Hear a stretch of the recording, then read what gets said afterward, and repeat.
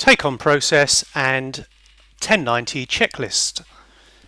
So when a landlord confirms that they wish to proceed with us letting their property out, we need to check a couple of things to ensure that we're setting the case up properly from the word go. So we need to confirm with the landlord the scheme type, i.e. is the property being managed, is it managed options, is it platinum, or is it maybe just find a tenant only? We also need to confirm the rent that the landlord wants to try to achieve and confirm our commission rate. We need to know when the property is available from, because if the property is available, for example, in 3 or 4 months' time, everything becomes less urgent. If, for example, the property is available as from tomorrow, we need to rush and get things moving ASAP. Okay, most of this information, i.e. the rent commission amount discussed, should be on the valuation task, and you should open that up and cross-reference the information the landlord's telling us and the information that the valuer has actually stated in there. Any discrepancies, then you should refer that straight back to the person who valued the property. For example, if the landlord didn't agree with the commission rate, or he wanted to try to achieve a higher rent than what was discussed, then the valuer must be referred to. Okay, so the next thing, once you have all of that information, we need to check how the landlord is going to complete the questionnaire and contract. So the landlord could come into the office, the landlord could meet us at the property when we take the property on, we could get it filled out then. Failing that, we could send the contract by email, we could send the contract and questionnaire by signable, various ways, but we need to ascertain at this stage how and when we're going to fill those forms out. We don't do anything, by the way, with the marketing of the property until we have the questionnaire and the contract back in the office signed. We also need to know take-on arrangements. So, for example, when is the property available for us to take photos? Is there a tenant in the property? Do we need to liaise with that tenant? Do we need keys if the property is empty? So all of that information we need. We also need to know how and when we can commence viewing. So again, if there is a tenant already in situ, we might need to liaise with that tenant about conducting viewings, because obviously if there is a party living at the property, it's only fair that we liaise with them and make arrangements around them. So moving on to the actual questionnaire, this is an important document and contains the following details.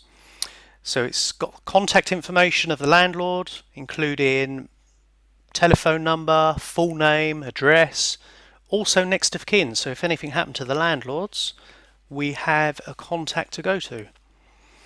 Has information about what the landlord will accept by way of a tenant.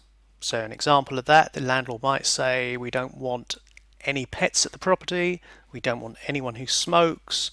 All that kind of information is important, because obviously we don't want to show people over the property who don't qualify for the actual property. Okay, next one is important information actually about the property. So that could include, or does include, what's included in the lettings, i.e. there might be a washing machine, fridge, freezer, and also includes important things like where the stopcock is. That becomes important where we're managing the property, and let's say the tenant calls in 6 months' time and says there's a leak. You know, we need to be able to tell them where the stopcock is to turn the water off. That leads on to maintenance questions and details of any guarantees or insurance policies that they may have. Does the landlord want us to organise cleaning, smoke alarms? That's all on the questionnaire. Or indeed do any pre-lettings work on the property. Now all of that is managed by our sister company Invicta Property Management, and there is a separate guide on that, on how to create invoices and what we should be charging. But at this stage the questionnaire simply says, do you want us to quote or do you want us to carry out any of these? And again, it's very important. Later on you'll see that we transfer the information from the questionnaire onto the 1090 system by way of tasks. So the questionnaire gives us information to enable us to market the property, select the right tenant, and then manage the property all the way through until the tenant moves out. So it's essential that any information that's not on the form is tasked on 1090, and that ensures that we don't forget to obtain the information. We can then add the information to the Save PDF questionnaire as a comment. So if there's blanks on the questionnaire, we still scan it in. We create the task to chase the landlord for the information. As and when the information comes in, we open the PDF up and we add the information on as a comment. And again, it's very important just to double check that the contact details we have for the landlord is as per the questionnaire. So the contact information on 1090 matches what the landlord states on the questionnaire.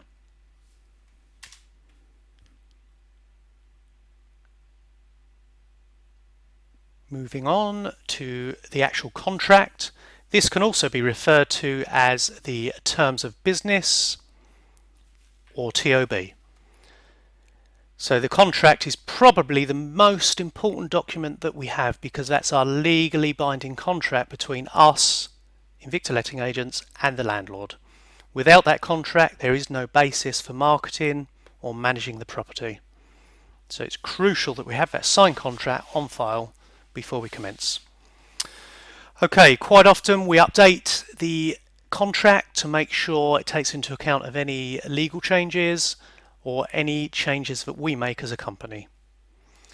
The contract confirms our commission rate, what we do, depending on the product, i.e. is it managed, is it platinum, and also any additional service that the landlord requires along with the costings. And as I said before, there is a separate guide because these additional services are managed and overseen by Invicta Property Management, IPM. Okay, so moving on, a 1090 task must be created for any service that the landlord requires, and this is an item on the checklist that we'll come to later just to make sure we don't miss any out. So if a landlord has stated on their contract they would like us to carry out the electrical check or the gas safety check or a Legionnaires risk assessment, we create separate tasks for those on 1090 to ensure they don't get overlooked. Okay, so it's important to update notes on the 1090 valuation at this stage and set the chaser on that valuation task to ensure these forms are returned. So the questionnaire and the contract are returned. We then, when the forms come in, open the tasks up depending on what they filled out basically.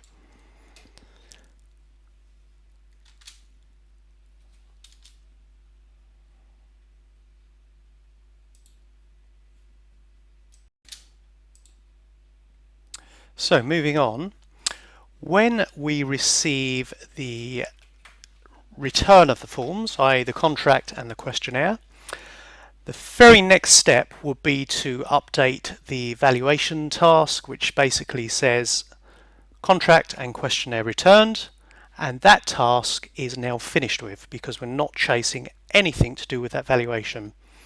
So we tick that task off, the valuation task, and we immediately open a new property marketing checklist on 1090. And I will show you one of those.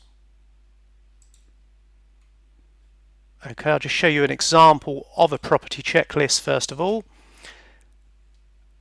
Okay, so bear with me. We go into the property, which this one is 49 Park Road.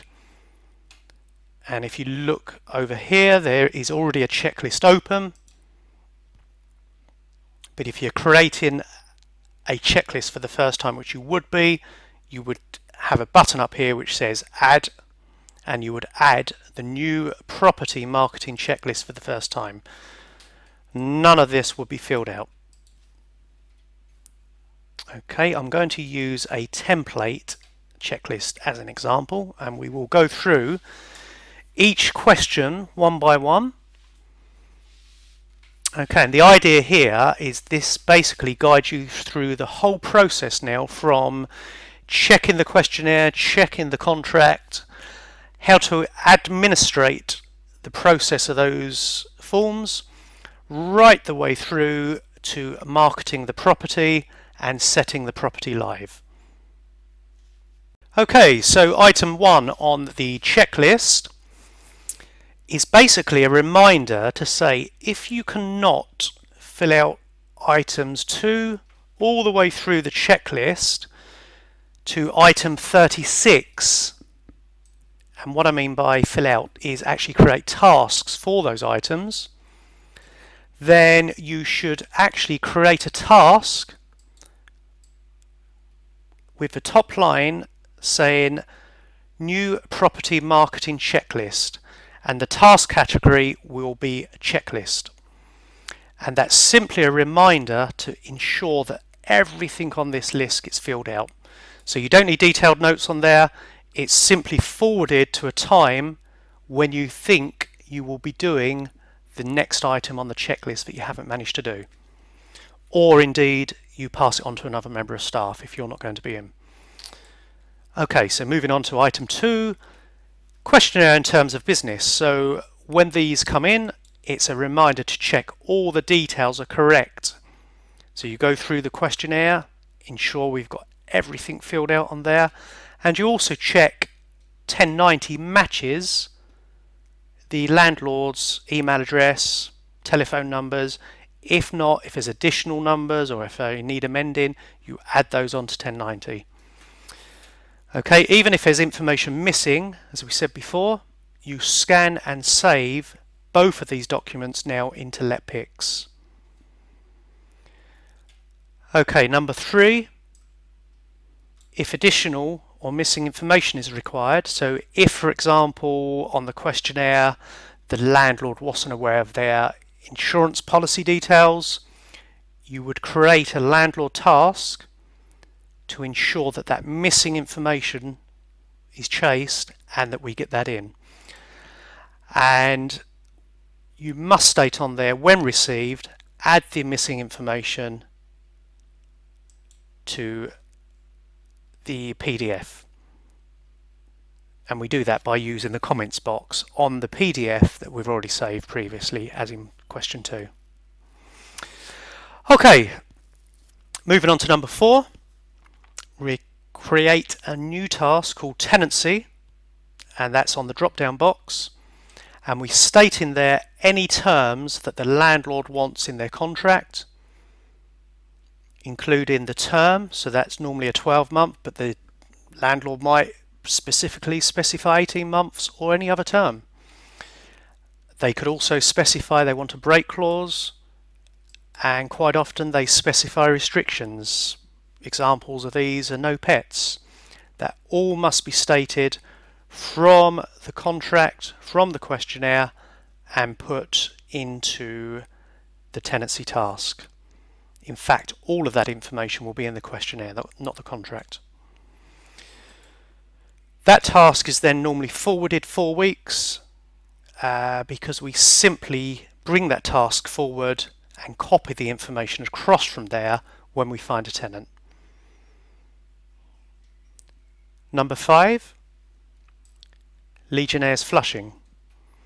So again, on the contract there is a section all about Legionnaires on there, and there are 2 options.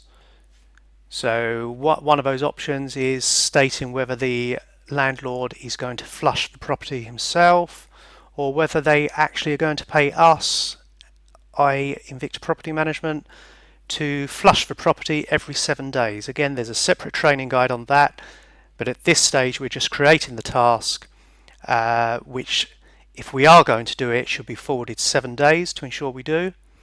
And if the landlord doesn't require us to do it, you should state that on the task and actually close the task down. Number 6 is the second question on the Legionnaires questionnaire, which is a Legionnaire's risk assessment, and this is normally done every 12 months, and it is basically an assessment of the property, and we make recommendations to mitigate any risk that the tenant could catch Legionnaires or Legionella. Again, at this stage we are just checking to see if the landlord wants us to do that and creating the task to ensure that that is done. Moving on to number 7. This is a keys task from the drop-down list, and when we receive keys we must state the keys received. So it's no good just stating in there 2 keys received. We always state the type of key and how many. If we haven't got the keys, then obviously we need to put on there to chase the keys, and if we're managing the property we also forward that task to ensure that we have 3 sets of keys, and it's important to move that forward to when we feel we need them, i.e. when we're likely to have let the property out. Number 8, so we check through the contract to ensure all costings have been entered, and what that basically means is any services that the landlord requires are listed on the contract. So they include gas safeties, electrical safety checks, Legionnaire's risk assessments, all that kind of stuff is on there with a costing. If any of those are left blank, then you need to double check with the listing agent and or set a task to check whether the landlord actually wants those. Never make an assumption just because it's left blank that they don't want that service. Always double check. And if they do want those services, ensure that a task is opened per service so we don't forget to do them. Moving on to number 9, which is a reminder to upload to 1090 and email a copy of the questionnaire and terms of business to the landlord. Okay, so previously on item 2 we would have scanned and saved in LetPix. If all of the information was received, you could at the same time go straight to number 9 and upload that information and email the landlord the copy. If, however, there was missing information, it would be pointless emailing the landlord at this stage, because we need to ensure that that missing information is added on before it's uploaded to 1090 and before it's emailed to the landlord. Okay, but once we are at that stage, we use the privacy notice letters on 1090 and we attach the questionnaire and terms of business to that document.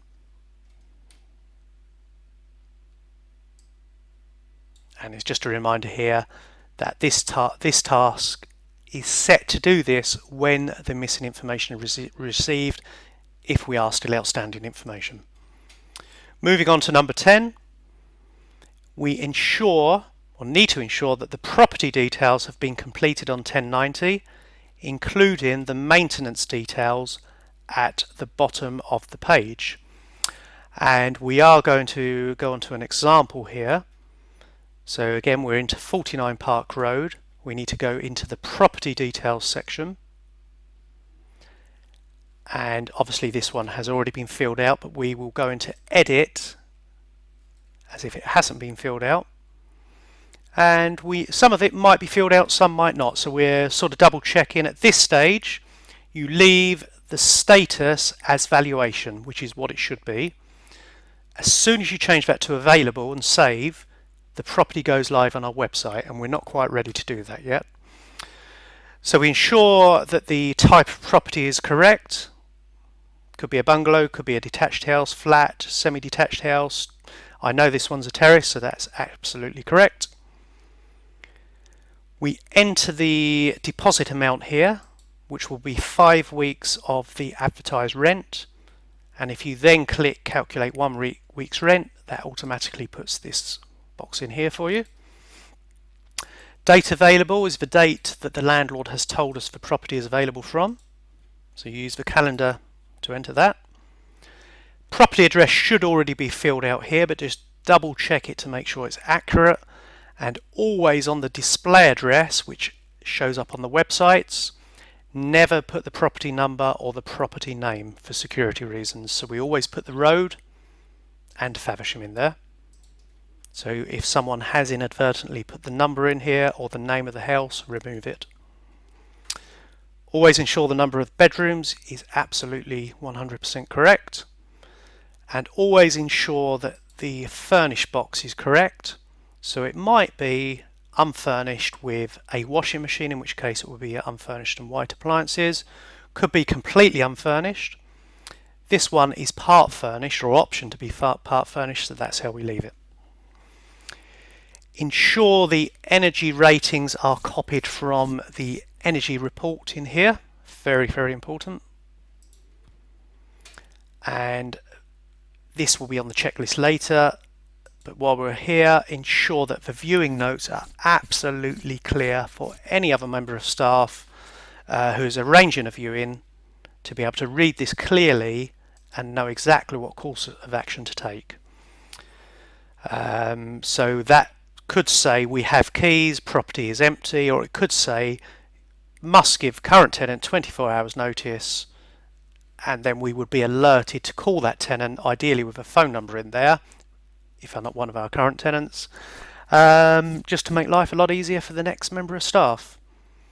There might also be mention of an open house day in there, which we'll come on to later. Okay, make sure the correct type of letting service is in this box here. You don't need to worry about putting the letting fee or management fee in at this stage, but you should know, is it an introduction only, find a tenant only? Is it a fully managed? So they are the only two options that we use. So that one is correct, it's an introduction only. Lettings management, so if we're managing the property or if a landlord has asked us to take on responsibility for gas, electric, Legionnaires, risk assessment, smoke alarms, all of these must be filled out. So gas must be ticked, and then we put the expiry date of when the next one is actually due. So gas is in a year's time from the last certificate. Electric, for example, would be 5 years from the date of the last certificate. Moving on down, all maintenance notes must be filled out, and normally there would be a template in here, and I will go on to show you that on a different property in a moment. And it's very important again that you transfer the information from the questionnaire onto here. So that would include what the float is if we were managing the property. This is a find a tenant, hence there's no information in here, but I'll pull up a property in a moment. Very important that you click on save to save all the information you've just entered. If you don't click that save button, nothing will be saved. Okay, so I'm going to find another property just to show you that maintenance section. Nightingale Road is a managed property. Okay, so the property details section here is where we were, and if we scroll down to that section, obviously this one has been filled out. So you would need to fill out repairs and emergency details. Okay, there would be clear instructions from the questionnaire as to what you enter in here. The amount of float again would be on the contract. Any authority we have without referring to the landlord would again need to be entered in here. This one, for example, has a boiler policy insurance because the boiler was installed in November 18, so it's still under warranty. And again, all of the important information is put down here. So if, say, in 6 months or a year's time the boiler packed up, whoever took the call could look on here. When they open a maintenance task up, all of this information comes up, and they would have a clear route as to who to call. Okay, so you just work your way down, and any additional information is put at the bottom here. So, for example, the landlord may have installed a shower 6 months ago and there may be a 5-year guarantee on it. All of that must be entered in here. And again, very important, you click Save. So, moving on to number 11. This is the Energy Performance Certificate known as EPC, and we would need to create a task, if there wasn't one in existence, to either order one and organise one, or if a landlord states they've got one, or they're organising one themselves, to chase the landlord up to ensure we don't forget to receive this. You can also check online with the Energy Performance Register, because any energy reports that are in existence will be listed on there. And again, it's very important to take the figures off of this report and add to the property details on 1090. So that's that section I showed earlier here. Must enter the 4 double digits in here. Okay, back to the checklist, moving on to number 12. Viewing arrangements we covered. So again, must be very, very clear on viewing arrangements in there. And just a little note here, it says put task to chase if required. So we normally like to have those viewing arrangements in place before we set the property live. Otherwise we get calls from prospective tenants and then don't know what to do about the viewings. However, if we are expecting a landlord or tenant to come back to us, we just create a viewing task to chase the landlord or tenant to ensure we do have those clear instructions.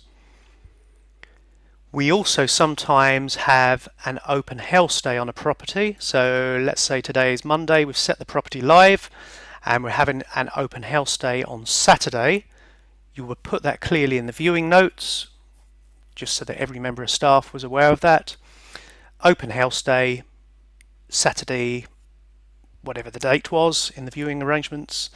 And what you'd want to do is forward date this viewing task for the following Monday, just to review your wordings in there, because obviously once you've had that open day,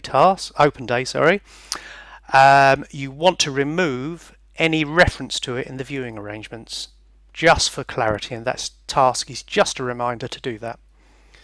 So moving on to 13, if the landlord has opted to take a Platinum Managed product, you must add Platinum, so don't give out application forms to the viewing notes.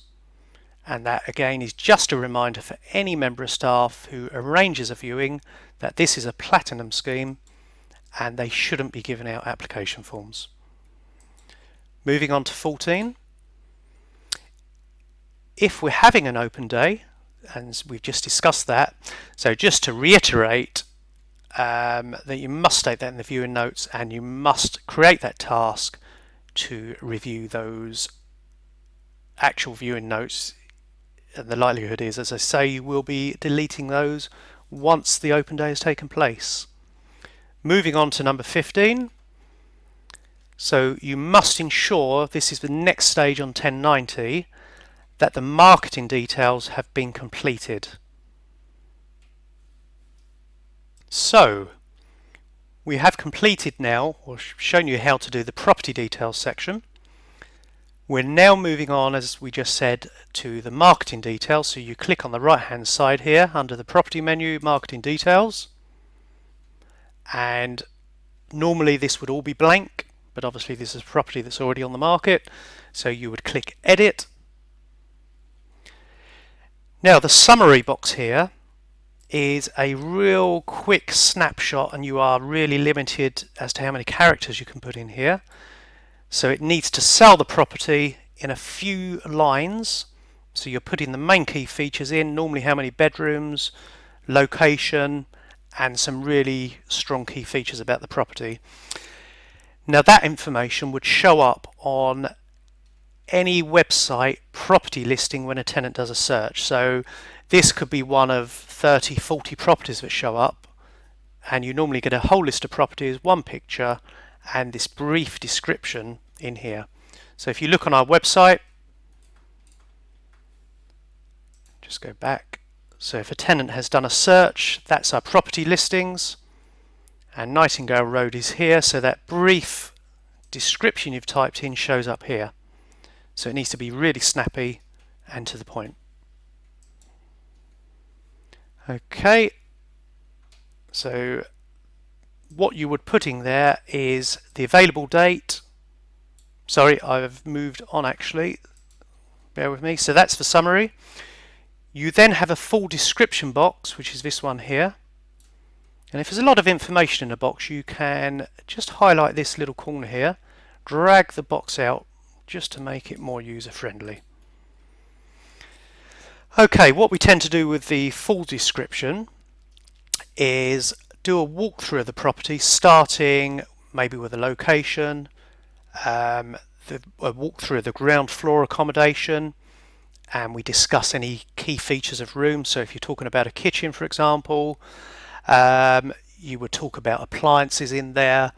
If you talk about a lounge and it has an open fire that's usable, you would talk about that. You then go upstairs, talk about the bedrooms, talk about the bathroom, and again in the bathroom you will talk about, has it got a shower, has it got a separate shower cubicle, all that kind of stuff. You're not limited on space in here. You don't want it too wordy because again people will stop reading. And you do want to include appliances if they're included here. At the bottom of that longer full description, I would again reiterate when it's available from, the term of the tenancy, council tax band, and the deposit amount in here. Don't need to worry about stating no pets, no smokers, because we come on to that. We have a separate section for that. Again, ensure that you click save, otherwise all that information will be lost. So I'll just save that again. Okay, so that just confirms on the checklist what to include, just a little reminder. Moving on to 16. You must ensure that any conditions, restrictions are listed in the marketing. You can also include any features. So we'll just show you that section. Again, it's over here, which is called features and restrictions. So this one has reconfirmed some punchy features here, selling points, but also states any restrictions. And again, if you look on our website, if you click through to the property now, which is what a tenant would do if they're interested, you get the full description here, which you would have typed in, and it also lists any features and restrictions. So back to the checklist. We're moving on to number 17. Now this is a feature property option here. What you must do if you want it featured on our website, which will be on the home page, I'll just show you that here. So when people are looking at our home page, we have 2 featured sales properties and 2 featured lettings properties. That's all we have space for. So before you decide you do want to have that as a feature property, you must ensure it's correct to remove an existing one that might already be here. But that will basically be under marketing details, and there's a little box here that says feature on homepage, and you need to obviously change that to yes if you want it featured. Moving on to 18. Just read back through and double check with the questionnaire that any written description that mentions any goods or appliances is absolutely accurate as per what the landlord stated in the questionnaire. Double check your photos have been uploaded, so I'll just show you quickly how to upload photos. Again, we've got the property menu up here. So after you've done your marketing description, you click on photos and you would click on add. You would then select photos, and all of the photos are kept in LetPix. It's important you upload the web quality version. Click upload, and that will put the photos in the order that you've selected them. If you want to change the order, you click change order and you simply drag the photos across as to where you need them. Click on save, and that will save them in that particular order. Moving on to number 20. There may, on some properties, be an existing floor plan in place. We don't normally do them for lettings properties, but if we have sold that property previously, then there may well be an existing floor plan in place and it makes sense to use it. So again, it's the next one below photos. It's sort of in a list order here. You could click on floor plans and add those in exactly the same way you just have your photos. Number 21, boards. So every computer in the office has a link at the top here to Bob's board list, and you would add the board, if we're having a board, and again you can check that on the questionnaire, to that list so that Bob knows what type of board to put up and that we want him to put one up. Now in some cases we may not want a board up for whatever reason for 3 or 4 weeks. Now what I would normally do in those circumstances is not add that to Bob's board list straight away, but set a task for 3 or 4 days before we actually want that board up. And there is a board category task that you can use for that. If you're not doing the window card straight away, it's a reminder to set a task to do that. And again, even if you're doing that, say tomorrow, if you've created that task, you would click the checklist or check it here to say you've done it. So it's a way of transferring it from the checklist as a task onto the 1090 system.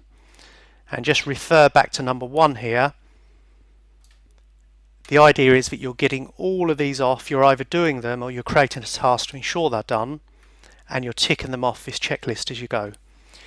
If there's things on here that you can't actually create the tasks for at the moment, that's the time to create this checklist task to ensure you carry on with it.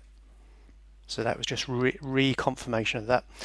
So next we are going to move on to the actual marketing of the property and creating video tours.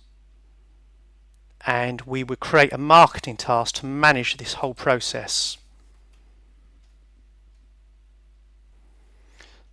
So marketing and creating the video tours, number 23.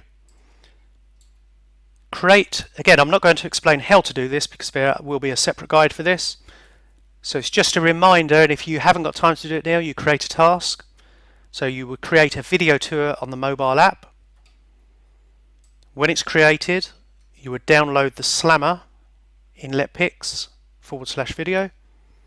You would also download the full tour. Sorry, you wouldn't. You would save the tour email in the property email folder. You would copy the link from that email that you received to the video tour box in the 1090 marketing section, and I will just show you that. So if we go back into marketing details here in the property menu, if you scroll down,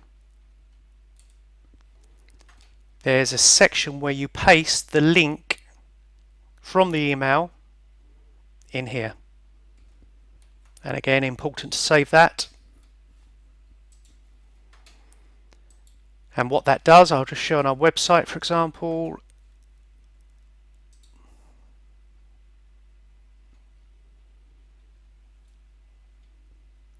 So this is Park Road. I know there's a link to a video tour in here. And this applies to all portals as well. Any tenant searching will be able to click on this link.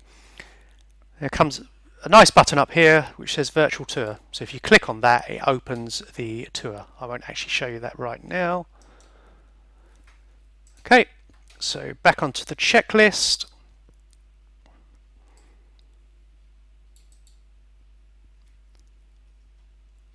Okay, so once all of that is ready to go,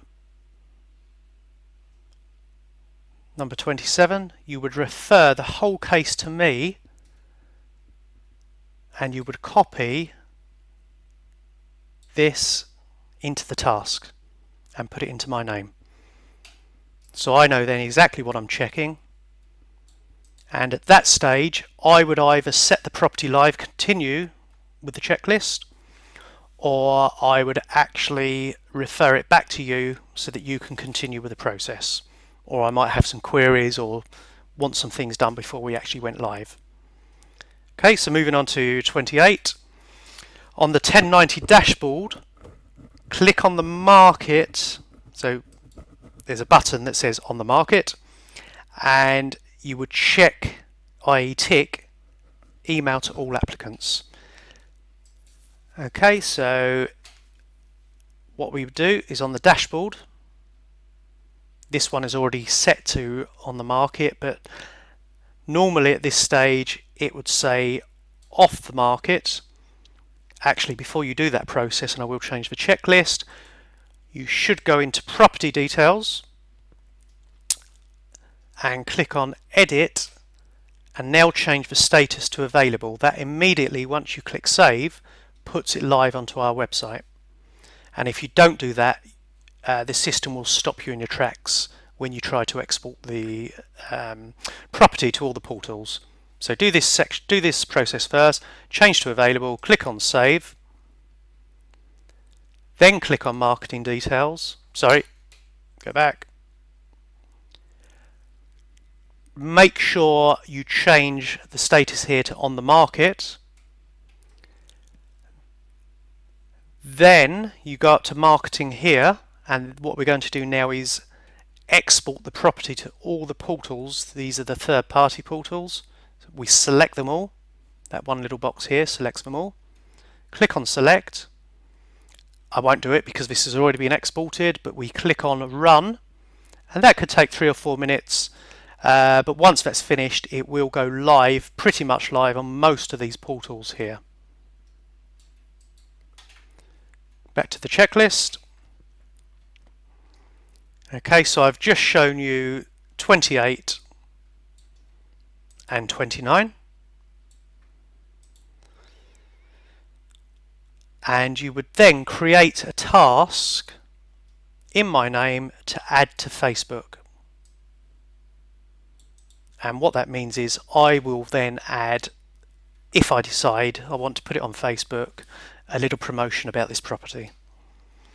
Number 31, set a separate task, and you can either do that now for the same day or the next day, to show that property is showing correctly on Rightmove. We only check that one because that's the main one at the moment. Okay, as I say, most properties do go live, but there can be a little lag. Sometimes it can take up to an hour, so depending on the time of the day, you either set that task for the same day or the next day just to double check it has gone out to that portal. Number 31, you set a task called landlord feedback, and at the top you must state the date it went live, the property went live, and you normally forward it 7 days from that date. And what that means is whoever picks up that task in 7 days' time will review the property performance, i.e.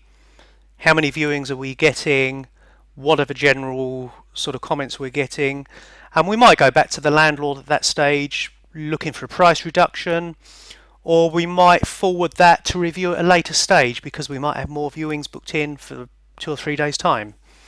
So it's again a reminder just to review the property and potentially give feedback to the landlord or have a discussion with the landlord. Okay, 33, 34, 35 are reminders to set tasks for the electrical certificate and the gas safety check. Now, we might already have these certificates which are valid, in which case you would make notes to say receive and what you've done with them, and that task would be closed down. If, however, we were asked to organise one, that task would manage that whole process until we received the certificate, or the landlord may have said to us he or she is going to organise one themselves, and it's purely a chaser then, this task, to ensure that that landlord does supply us with that certificate. Okay, so it manages the whole process, and that applies to 33, 34 and 35. Number 36 is only used if we are chasing the landlord for any additional information that we haven't already covered above. And as soon as you have every single thing ticked off here, the system will update that checklist as to fully complete. And obviously, if you're picking up this checklist from a task, checklist task number 1, so you haven't actually been able to do it on day 1, but you may have done it the next day or a couple of days' time, and let's just say you got to 28 and you were just finishing off, obviously it's very important that you tick the checklist task off, because there's nothing else to chase and you don't want to confuse other members of staff. Okay, so that concludes the whole process of taking the property on and marketing the property and setting all the tasks up from the 1090 checklist. Obviously, there's more detailed guides on how to do things if they're quite complex and they require a further explanation. Hope the video was clear and it makes some sense to you.